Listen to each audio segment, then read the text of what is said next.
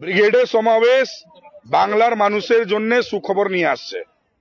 Brigade সমাবেশ থেকেই পরিবর্তন শুরু হবে এই বাংলাতে। এই পরিবর্তনটা হবে সাধারণ মানুষের জীবনটাকে ভালো করার জন্য, বাংলাকে আবার সোনার বাংলা করার জন্য, শিল্প আনার জন্য, বেকারত্ব কম করার জন্য, এই বাংলাতে সনাতন ধর্মকে সুরক্ষা দেওয়ার জন্য, নারী শক্তিকে সুরক্ষা দেওয়ার জন্য, তরুণ যুবক যুবতীদের হাতে কাজ দেওয়ার জন্য এই ব্রিগেড থেকেই বাংলায় পরিবর্তন হতে চলেছে।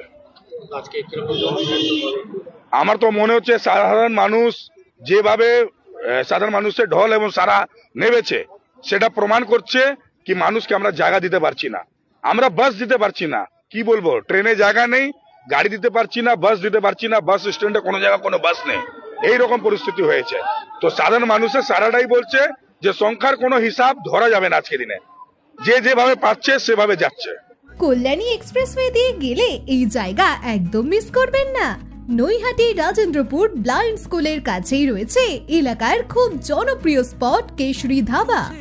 এখানে আসলেই তুমি পাবে একদম ফুড কোর্ট ফিল, স্পেশাল টি, কফি, মকটেল কাউন্টার, সঙ্গে চকলেটস আর আইসক্রিম সব এক জায়গায়। ভেতরে গেলে ইন্ডিয়ান আর চাইনিজ খাবারের সুন্দর আয়োজন চোখে পড়বে, সাথে ফ্রেশলি বানানো ধোসা আর ইডলি। লাঞ্চ হোক বা ডিনার, তোমার পছন্দের সবটাই এখন এক জায়গায়। আর যেটা না বললেই নয়, এখানকার কেশরি বিরিয়ানি, যার টেস্ট আর ফ্লেভারে একদম পয়সা উসুল।